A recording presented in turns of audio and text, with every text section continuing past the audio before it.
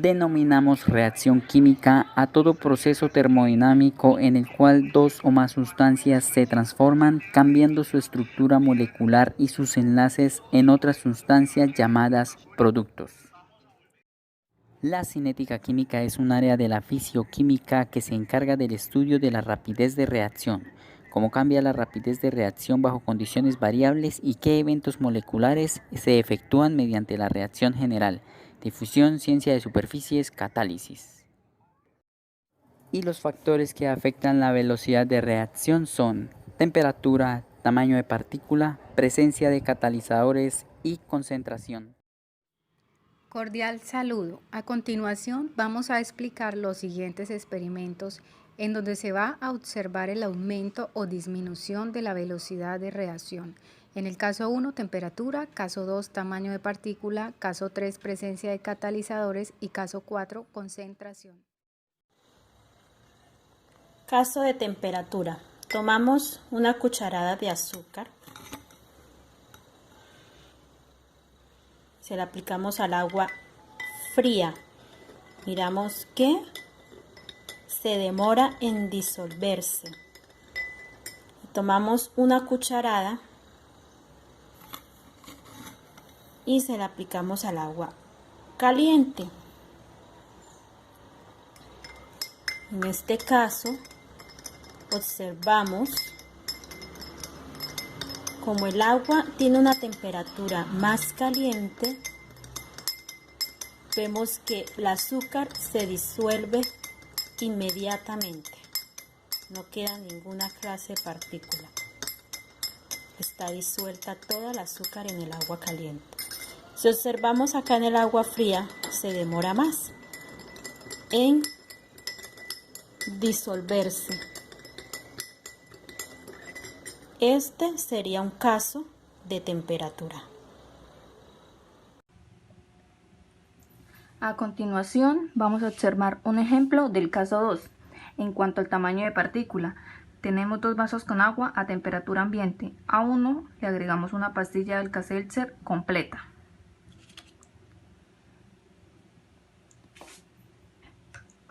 Y al otro le agregamos la misma pastilla pero triturada.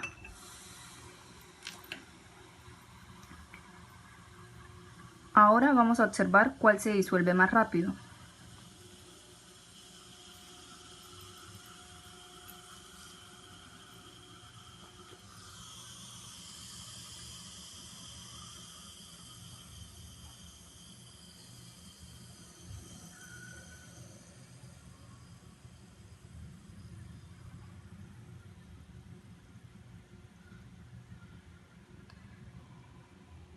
Como pudimos observar, aquí vemos cómo se disolvió más rápido la pastilla triturada que la pastilla entera.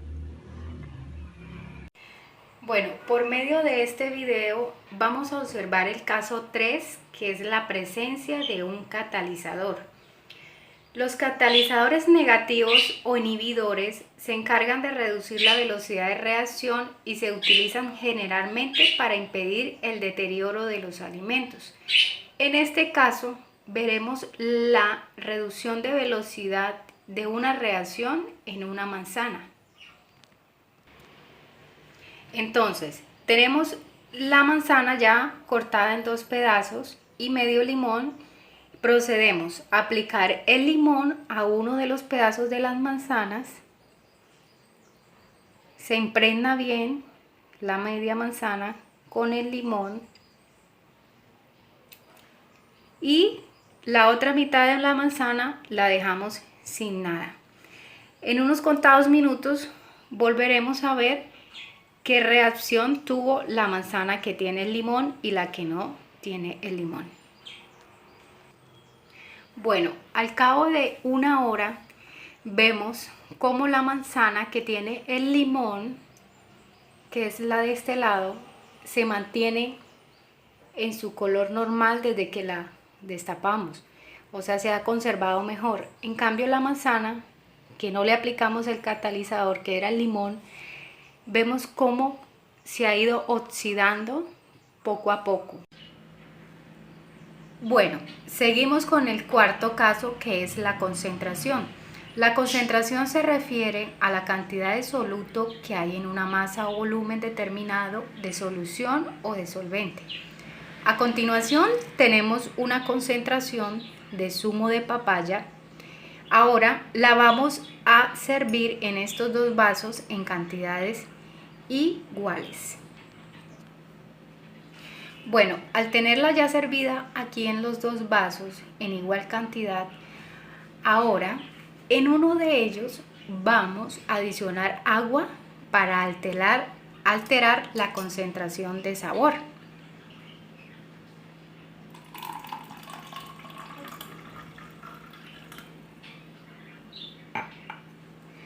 Entonces, la solución es lo que se va a diluir, en este caso es el zumo.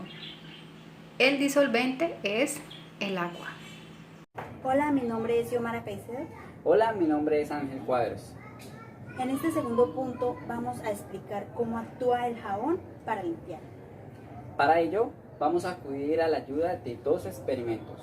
El primero nos va a explicar cómo limpia el jabón la suciedad y el segundo, cómo actúa el jabón en la grasa o aceite.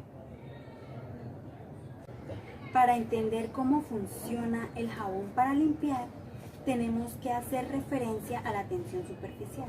¿Pero qué es la tensión superficial? Se denomina tensión superficial de un líquido a la cantidad de energía necesaria para aumentar su superficie por unidad de área. Esto implica que el líquido presenta una resistencia al aumentar su superficie, lo que en efecto permite que algunos insectos como el zapatero puedan desplazarse por la superficie del agua sin hundirse. Lo que hace el jabón es debilitar la tensión superficial. Para poder entenderlo mejor, vamos a acudir a nuestro primer experimento. Imaginemos que esto es una tela con suciedad vista a través de un microscopio. Al aplicar agua podemos observar que la tensión superficial no permite que todas las partículas del agua atraviesen las microfibras de la tela y de esta manera puedan hacer contacto con la suciedad y disolverla por completo.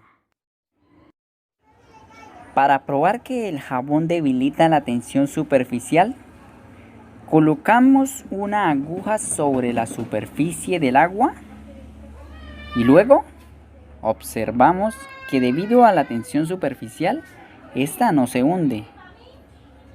Pero luego aplicamos jabón, el cual debilita la ya mencionada tensión superficial, haciendo que la aguja toque fondo. ¿Y cómo actúa el jabón en la grasa y en el aceite? Para ello vamos a acudir a nuestro segundo experimento. Como perros y gatos, como líneas paralelas. Todos sabemos que el agua y el aceite no se mezclan. Esto se debe a las propiedades de las moléculas de ambas. Por un lado, la grasa y el aceite son hidrofóbicas. Por otra parte, el jabón es una larga cadena de átomos, cuyos extremos son uno hidrofílico, se lleva bien con el agua, y el otro es hidrofóbico, como las grasas. Por lo tanto, las moléculas del jabón sirven como puentes entre estas dos sustancias, permitiendo que las grasas se disuelvan con más facilidad. Al hacerlo, forman unas estructuras esféricas llamadas micelas. En una micela, las partes esféricas están ubicadas en la superficie, donde interactúan con el agua, mientras que las partes hidrofóbicas se entrelazan en el centro donde se retienen las grasas. Y así es como las grasas se pueden sacar con facilidad. En nuestro segundo experimento, tenemos en este frasco agua con aceite. Como mencionamos anteriormente, estas dos sustancias no se mezclan. Aplicamos un poco de jabón al agua con aceite, en este caso jabón líquido para loza. Tapamos y agitamos y dejamos reposar un momento. Observamos lo que ocurre. Podemos darnos cuenta que el jabón actuó como puente, permitiendo que estas dos sustancias se disuelvan con facilidad. En conclusión, los procesos físicos son afectados directamente por el aumento o disminución de la velocidad de reacción, las cuales son temperatura, tamaño de partícula, presencia de catalizadores y concentración. Y la cinética química es el área de la fisioquímica que se encarga de su estudio.